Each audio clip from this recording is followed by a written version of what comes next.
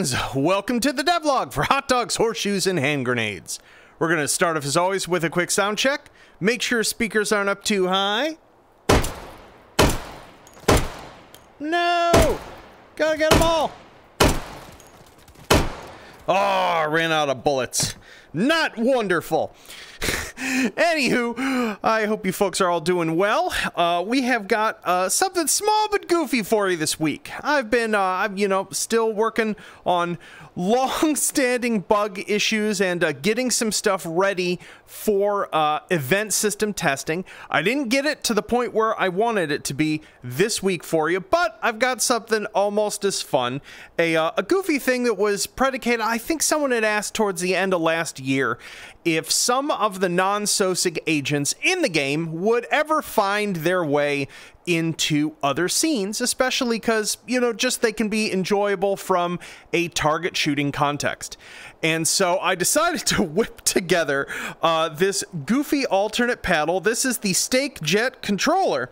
And what this, if you've ever played around in the sampler platter scene, you'll know that there are a certain number of jets that are just flying around above you. Well, they can now be spawned in, I mean, technically any scene, but you wouldn't really want to spawn them except in the outdoor scenes because you wouldn't be able to see them.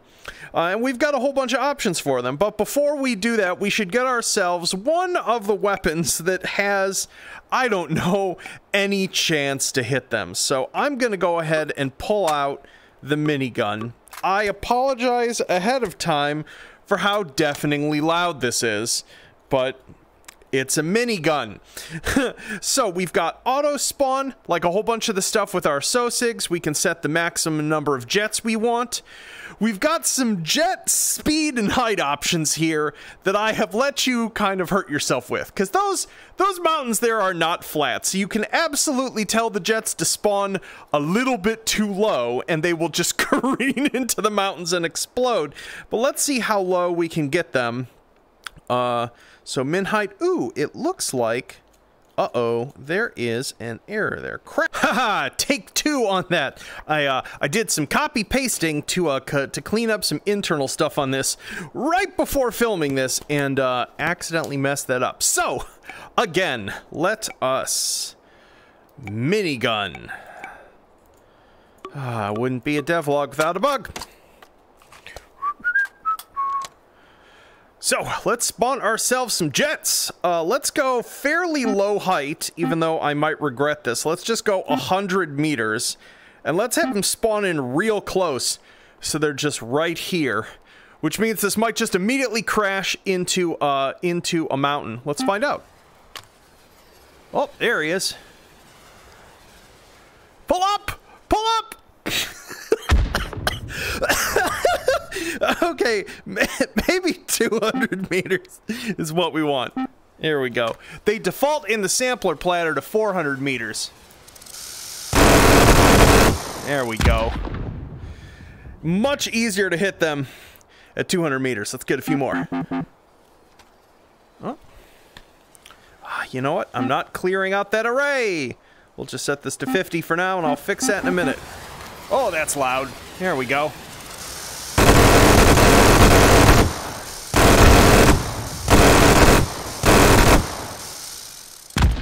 Gotta really lead them at this distance and height. Oh, and there's my tracking being terrible. I have too much garbage in my room.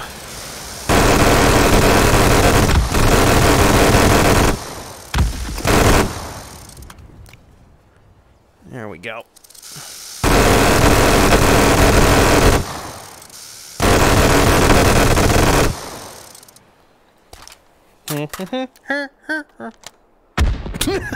That one just careened into the mountain. Beautiful. We've actually got a whole bunch of segs on the too, so you can totally make them go way faster than they are good at flying, which is also fun. It'll take them a moment to build up some speed.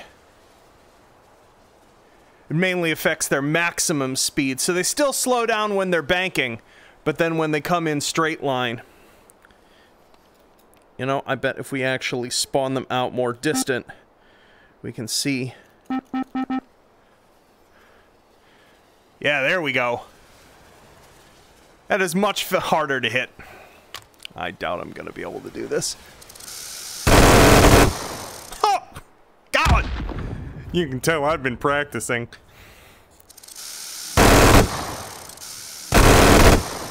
Yeah, that's just too far away.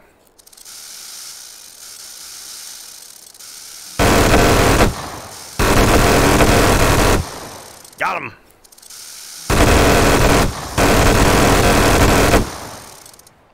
Probably be much easier on the night scene where the tracers end up showing up significantly more. So yeah, so this is throwing this in.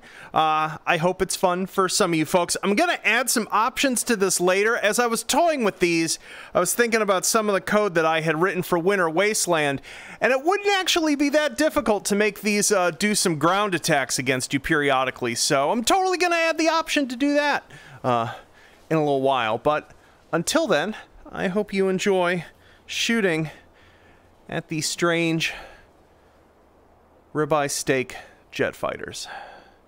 This is such a weird freaking game, man. Let's see if I remember how to fire this thing.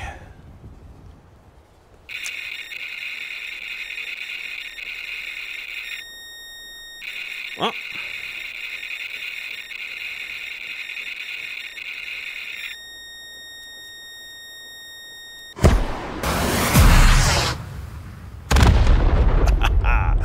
Wonderful.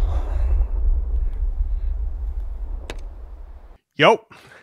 Hopefully the noise canceling filter that I apply to this video cancels out the construction noise next door, but I have been, if I seem slightly at the end of my rope, it's because there is incredibly loud apartment construction work that's been going on about 15 feet that way, and it's been a little maddening.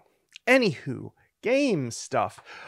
Beyond the little toy they've added, with the help of some community folk mostly, and I want to make sure I actually get their zoops.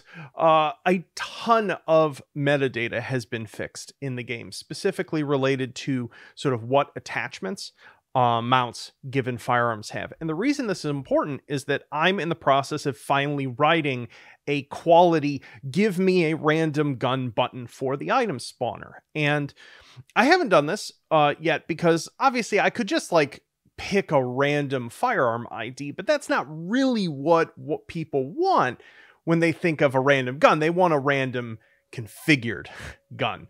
And so to be able to do that well, I need to be all the metadata for the various firearms has to actually be accurate, which it has not been in terms of a whole bunch of the subtle stuff. Because essentially the idea is a good random gun generator would sort of hierarchically parse down. It would sort of pick a random gun and then it would go, okay, what era is this gun? What sort of attachment should go onto it based upon what attachment points it has, and try to give you a random gun that, while it still could be a little kooky, isn't nonsense when attachments are attached to it. And that's what I would like to do. So doing essentially a full metadata cleanup check was what was necessary to proceed that. And I fixed a bunch of like little stuff along the way, which was super important. A lot of very subtle little bugs. Along with that, the glass windows in the Grill House 2-story scene now correctly block player navigation. Before you could just, if you didn't have anything in your hand, you could just step right through them. That should be fixed now. GP Hangar, now you default to having a real IFF as the player instead of being invisible. So if you want to do bot stuff in that scene, especially with the new walls, you can do so. Fixed some other assorted collision stuff. Some bolt behavior on the M26.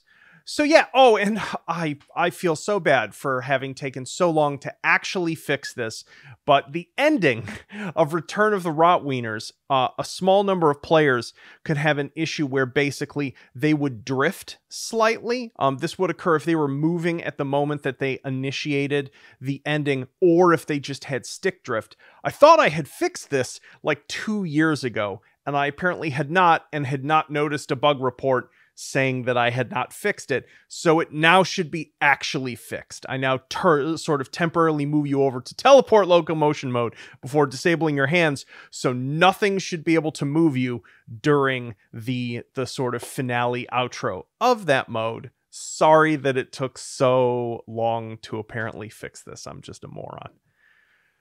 So yeah, as I said, just a small update this week. I'm still sort of getting ramped up to finally get some event system stuff in to test. I'd wanted to do it this week, but the week just got away with me, got away from me, both with working on my other prototype and just having a rough time. Any of you who follow me on Twitter will know what I'm talking about. So, but that's a conversation not meant for here. This is about the game, and I hope you have fun shooting down steak jets this week while I get some event stuff ready for you folks next week. So, see you soon. Peace.